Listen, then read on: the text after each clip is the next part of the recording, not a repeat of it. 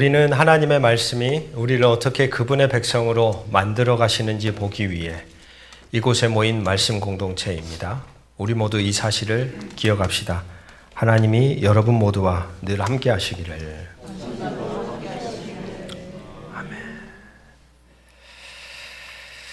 4월에 순천만을 걸어보신 적이 있으실까요? 갈대밭 사이로 바람이 지나가고 물 위로 빛이 부서지는 그 길을, 겨울이면 그 드넓은 갯벌을 뒤덮던 흙두루미들이 어느새 사라집니다. 왜냐하면 봄이 왔기 때문이죠. 참 신기합니다. 누가 가르쳐주지 않았는데도 새들은 압니다. 기온이 달라지고 먹이가 움직이고 바람의 방향이 바뀌면 그들은 압니다. 아, 이제 떠날 때가 되었구나. 오늘 읽은 창세기 31장의 야곱이 꼭 그와 같은 자리에 서 있습니다. 라반의 낯빛이 달라집니다. 그리고 말이 달라지죠. 그리고 하나님의 음성이 들려옵니다. 야곱아, 이제 떠날 때가 되었다. 우린 지난 몇 주간 야곱이라는 한 사람의 인생의 발자국을 같이 계속 이어져서 걸어왔습니다. 오늘 말씀은 바로 그 야곱의 인생의 여정의 전환점입니다. 20년간 라반 밑에서 착취당하고 속임당했던 야곱이 이제 새로운 존재로 귀환을 준비하는 딱 그 자리에 오늘 본문은 서 있습니다. 같이 한번 우리 따라해 볼까요? 떠날 때를 아는 것도 신앙이다. 첫 번째입니다. 떠날 때를 아는 것도 신앙이다. 야곱은 어떻게 떠날 때가 되었음을 알았을까요? 성경을 천천히 따라가 읽어가다 보면 야곱의 이 분별의 선택은 단 한 번에 이루어지지 않았다라는 것을 오늘 본문에서 우리는 발견할 수 있습니다. 네 겹이 확인이 됩니다. 첫 번째, 환경이 말합니다. 둘러싼 환경이. 라반의 아들들의 말이 달라졌습니다. 야곱이 우리 아버지의 것을 다 빼앗았다. 분명히 부당한 말이죠. 라반이 야곱의 품삯을 10번이나 바꾸었습니다. 야곱은 그 부당함을 20년 동안 온몸으로 살아냈습니다. 그런데 이제는 말도 달라지고 아예 드러내놓고 이들을 제외시키기 시작합니다. 양털을 깎는 잔치, 축복의 잔치입니다. 같이 먹고 마시고 고생을 같이 격려하는 자리란 말이죠. 그런데 그 자리에서도 이 야곱을 배제시키는 겁니다. 공식적인 차별의 선언이었습니다. 두 번째, 사람의 얼굴이 말했습니다. 야곱이 라반의 안색을 본즉 자기에게 대하여 전과 같지 아니하더라. 말보다 먼저 낯빛이 바뀝니다. 20년을 함께 살아온 사람의 눈빛과 표정 알았겠죠. 오늘 이 자리도 예배 자리에 딱 오시면서 첫 안녕하세요 인사하실 때 상대의 기운을 느끼시는 분들 많으시죠. 오늘 저분의 기운이 안 좋으시네.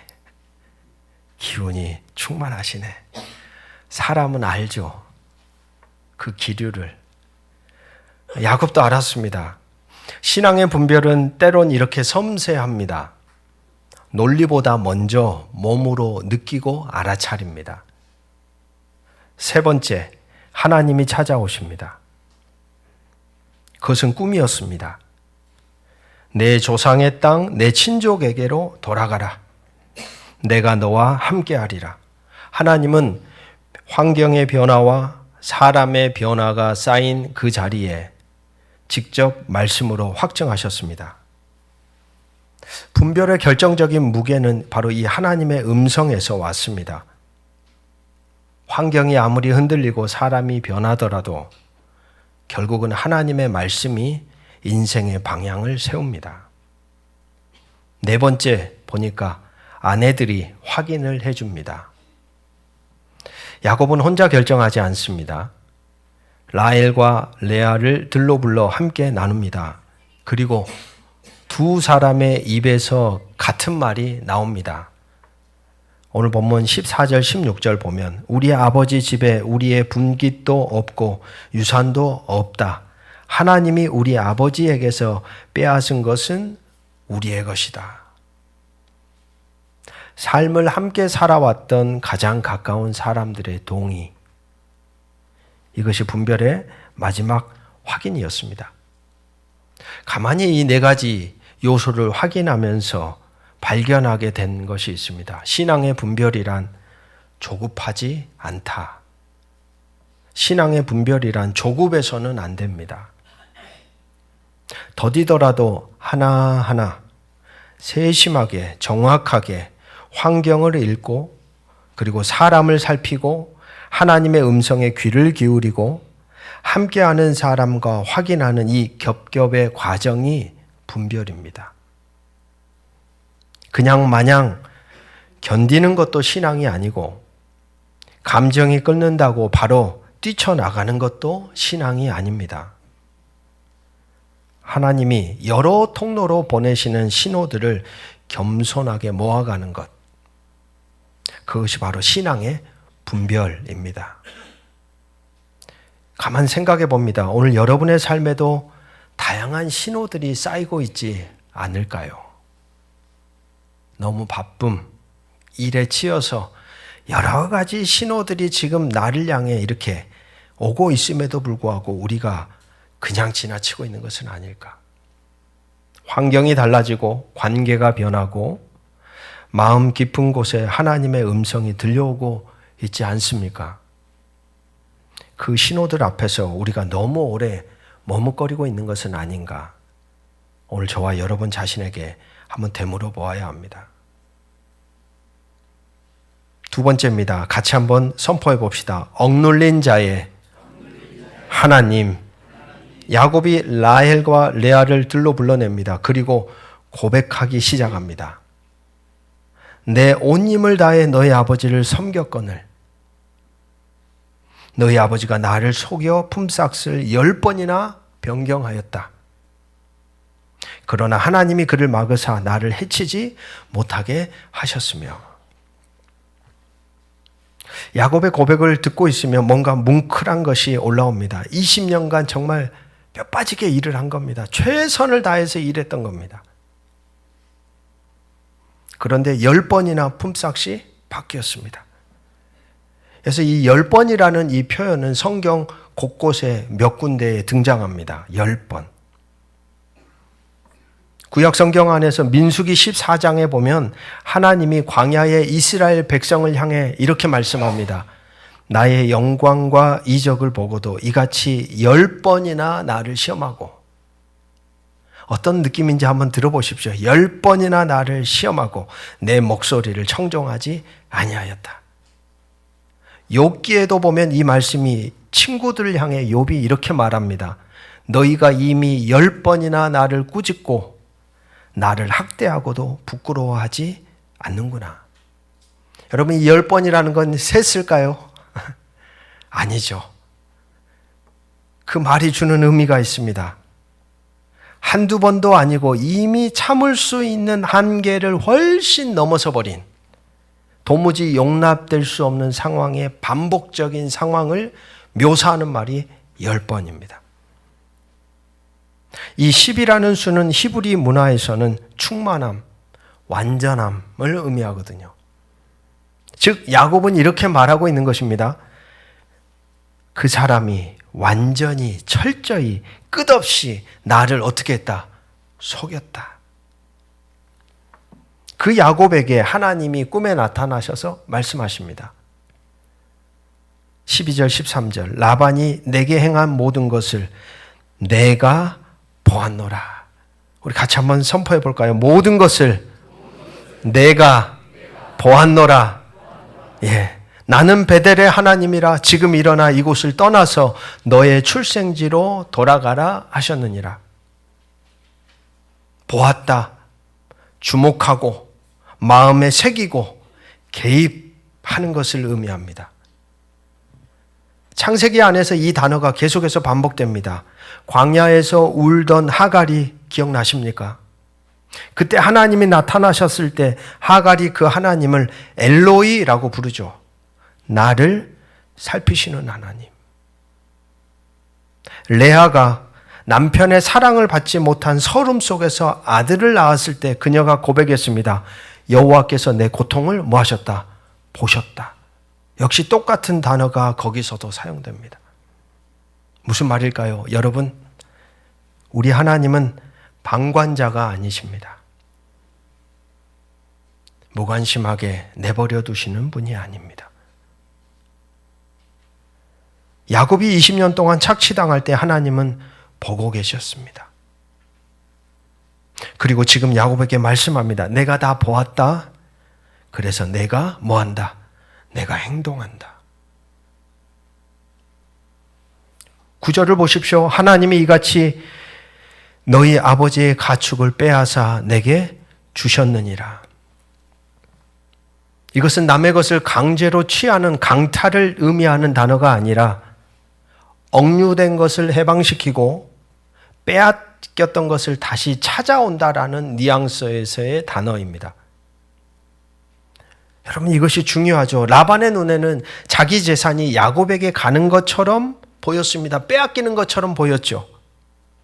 그러나 하나님의 눈에는 지난 20년 동안 라반이 부당하게 가두어 두었던 야곱의 정당한 몫을 이제야 비로소 원래의 자리로 되돌려 주신 공의로운 회복의 사건이었습니다. 세상은 이것을 손실이라고 부르지만 하나님은 이것을 해방이라고 말씀하십니다. 그렇습니다, 여러분. 우리 하나님은 같이 한번 선포합시다. 공의의 하나님입니다. 인생을 살다 보면 억울함을 경험할 때가 있습니다. 열심히 일했는데도 인정받지 못할 때도 있죠. 그러나 우리 하나님은 공의의 하나님이십니다. 억울한 자리에 계신 분이 계실까요? 열심히 일하며 최선을 다해 살았는데 인정받지 못하는 자리에 서 계신 분이 계실까요? 힘 있는 자의 논리 앞에서 찍소리 낼 수 없는 자리에 서 계신 분이 혹시 이 자리에 계실까요? 오늘 하나님이 그들을 향해 말씀하십니다. 내가 다 보았다. 내가 다 보았다. 아무도 모를 것 같아도 아무도 알아주지 않아도 하나님이 보고 계십니다. 그리고 그 보심은 개입의 전주입니다. 개입의 전주. 하나님이 보셨다는 것은 곧 하나님이 뭐 하신다는 겁니까? 행동하신다는 뜻입니다. 세 번째입니다. 같이 한번 따라해 볼까요? 주어가 바뀐 사람. 야곱의 고백을 다시 들어봅시다. 5절에서 9절까지 야곱이 사용하는 주어가 무엇인지를 따라가 보십시오. 내 아버지의 하나님이 나와 함께 하셨느니라. 하나님이 그를 막으사 나를 해치지 못하게 하셨으며 하나님이 빼앗아 내게 주셨느니라. 주어가 하나님입니다. 야곱이 이야기의 중심이 아니라 하나님이 그 이야기의 중심의 자리에 딱 서 계십니다. 여러분, 이게 왜 놀라운 일일까요? 우리는 창세기를 읽어가며 28장에서 그 베델에서 돌베개를 누워 잠을 잤던 야곱을 떠올립니다. 하늘까지 닿은 사닥다리 꿈을 꾸고 깨어났을 때에 야곱이 하나님을 향해 이렇게 서원하죠. 하나님이 나와 함께 계시고 내가 가는 이 길에서 나를 지키시고 먹을 양식과 입을 옷을 주셔서 내가 평안히 아버지의 집으로 돌아가면, 조건절이라는 거예요.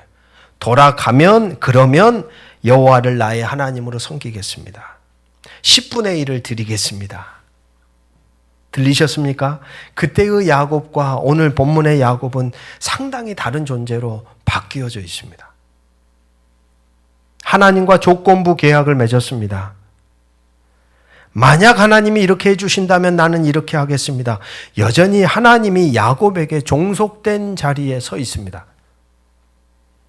주어는 여전히 누굽니까? 야곱입니다. 그러나 20년이 지났습니다. 20년.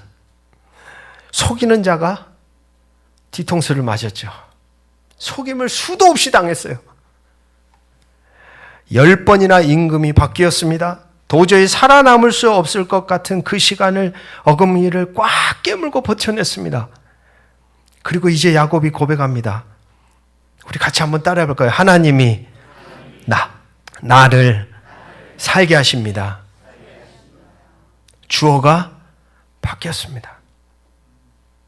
야곱의 삶에서 주인이 바뀌었습니다. 나에서 하나님으로.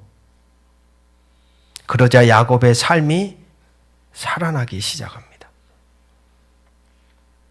여러분, 이러한 변화는 쉽게 오지 않습니다. 야곱은 몇 년이 걸린 겁니까? 20년. 우리는 몇 년이나 걸릴까요? 사기를 당하고 또 당하고 억울하고 분하고 그럼에도 버티면서 그 시간이 야곱을 뭐 했어요? 빚어갔습니다. 사람은 쉽게 변하지 않습니다. 더디 변합니다. 근데 저는 목회자로 확신하는 건 사람은 더디 변하지만 변한다는 거예요. 그래서 저는 목회의 자리에 서 있습니다. 사람이 변하지 않는다면 제가 이 자리에 있지 않겠죠. 아무튼 사람은 변한다는 겁니다. 그러나 쉽게 변하지 않습니다. 기계가 아닙니다. 공식처럼 뚝딱뚝딱 저는 되는 줄 알았습니다. 이 말씀을 먹이면 이렇게 변하고 저 말씀을 먹이면 이렇게 변하겠지. 근데 성도들 곁에서 가만히 보니까 하나도 안 변하는 것 같은, 조금씩 아주 미세하게 시간이 필요하고 사건이 필요하고 고통이 필요하고 은혜가 필요합니다. 그리고 가장 중요한 것 하나가 더 필요합니다. 그렇게 변할 것을 포기하지 않고 기대하며 기다리며 늘 한결같이 이어져 바라봐주는 존재가 필요합니다. 저는 오늘 이 자리에 계신 여러분들에게 묻고 싶습니다. 여러분 곁에 아직 변하지 않는 사람이 있으십니까? 오래전부터 알아온 사람인데 저 사람은 저런 사람이야 라고 이미 정이 내려져 버린 사람들이 있으십니까? 한 번은 중국을 여행 다녀온 분이 이런 이야기를 하셨습니다. 오래전에 중국을 갔다 왔던 기억이 있다는 거예요. 그때 도대체 가서 이 음식을 먹어야 될지 말아야 될지도 불신이 많은 거예요. 괜찮을까? 그리고 그들이 대하는 모습에 실망을 너무 많이 해가지고 이렇게 무례할 수가 있을까? 그래서 그 사람 마음속에는 중국 사람들은 이런 사람들이야 라고 마음에 이미 결론을 다 내린 겁니다. 그리고 최근에 여행을 다시 다녀온 겁니다. 근데 전혀 예상하지 못한 그들의 자세, 태도, 환대, 베품, 그걸 경험한 거죠. 아, 내가 본 그 사람이 전부가 아니었구나. 그렇습니다. 중국 사람들이 변하고 있습니다. 지금 중국이 엄청나게 변하고 있습니다. 생각을 초월합니다. 세상을 막 뒤흔들 것 같은. 여러분, 사람은 변합니다. 아니요, 변할 수 있습니다. 저는 그런 생각이 들었습니다. 오늘 본문을 가만히 보며 하나님이 야곱을 어떤 시선으로 바라보셨을까? 하나님이 그 도망자가 돼서 속이는 자가 돼서 아버지를 뒤통수 치고 형을 속이면서 거기를 도망오면서 돌베개를 베고 있는 그 자리에서 하나님이 야곱을 어떻게 바라보셨을까? 너는 도망자야. 너는 속이는 자야. 정의가 내려졌더라면 과연 오늘 본문에서 우리는 야곱의 변화를 만날 수 있었을까요? 한 존재에 대하여 고정적으로 정의를 내려버리는 것, 이것은 하나님의 방식이 아니라는 이야기를 드리고 있는 겁니다. 하나님은 야곱에 대해 결론 내리지 않으셨다는 겁니다. 형을 속이고 아버지를 속이고 도망쳐 나온 야곱에게 하나님은 베델에서 오히려 나타나 주셨습니다. 라반에게 눌린 20년을 보시면서도 하나님은 포기하지 않으셨습니다. 그리고 지금 달라진 야곱을 귀환시키고 있습니다. 그렇습니다. 자기 자신에게도 아울러 누군가에게도 실수를 허용하지 않는 사람들이 있습니다. 실패를 용납하지 않는 사람이 있습니다. 그러나 생각해 보십시오, 여러분. 실수를 해도, 실패를 해도, 어그러진 길을 걸어도 여전히 그 사람은 같이 한번 따라해 볼까요? 변할 수 있습니다. 그걸 믿으신가요? 때로는 그 흔적이 너무 강력해서 이제 저 사람 끝났어. 더 이상 끝. 그런 생각이 사실 우리에게 많이 밀려 들어오거든요. 중요한 건 무엇입니까? 하나님이 그 사람을 포기하지 않으신다는 겁니다. 하나님이 포기하지 않으신다는 거예요. 하나님이 포기하지 않으시는 나. 여러분, 하나님이 우리를 포기하시면 어떻게 돼요? 하나님이 여러분을 포기하지 않으신다고요. 한 주간의 삶을 돌아볼 때 우리 안에 어떤 흔적이 남아 있습니까? 고개를 들고 하나님을 떳떳하게 마주할 수 있는 자리가 몇 자리가 될까요? 실망스러운 흔적들로 가득 차 있는 우리의 존재 흔적. 그럼에도 우리가 하나님을 향해 이렇게 나올 수 있는 이유는 무엇입니까? 그분은 나의 연약함에도 나를 뭐하지 않는다. 포기하지 않기 때문에. 우리가 눈 감을 때까지 우리와 이어져서 그분은 우리를 포기하지 않고 변하기를 기대하시고 말씀으로 창조해 가시고 우리를 빚어 가시는 분이시라는 확신이 있기 때문이죠. 하나님이 포기하지 않는 나, 하나님이 포기하지 않는 또 다른 누군가를 우리가 쉽게 포기해서는 안 됩니다.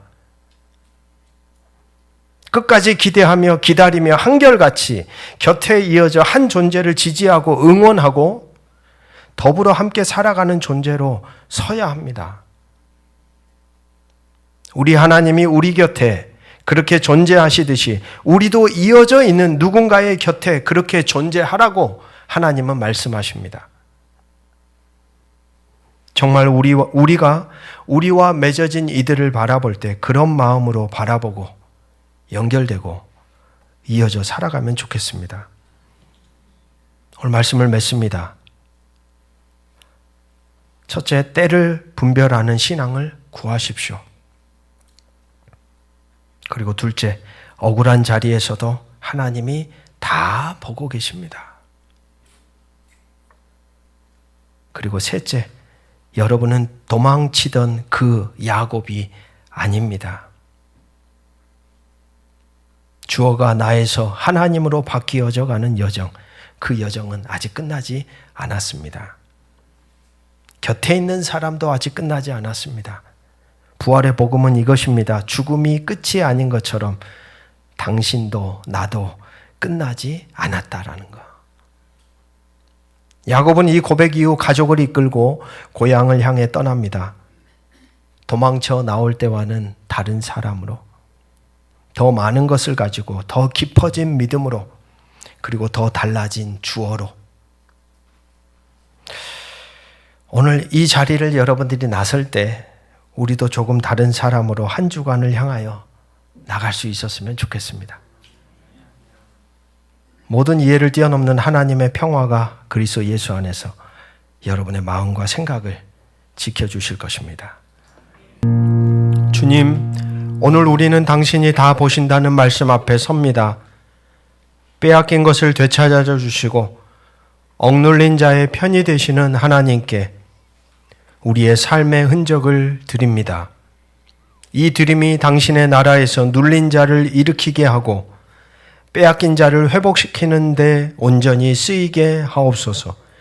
드리는 우리의 손도 받으시는 하나님의 손도 그리스도 예수 안에서 하나가 되게 하옵소서.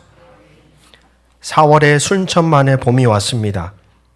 갈대가 새 잎을 밀어 올리고 철새가 먼 길을 돌아오는 이 계절에 하나님 아버지의 보시는 눈이 여러분을 지키시고 예수 그리스도의 새로운 피조물됨의 은혜가 여러분 안에 자라나며 성령 하나님의 분별하는 지혜가 여러분의 발걸음을 인도하시기를 원합니다.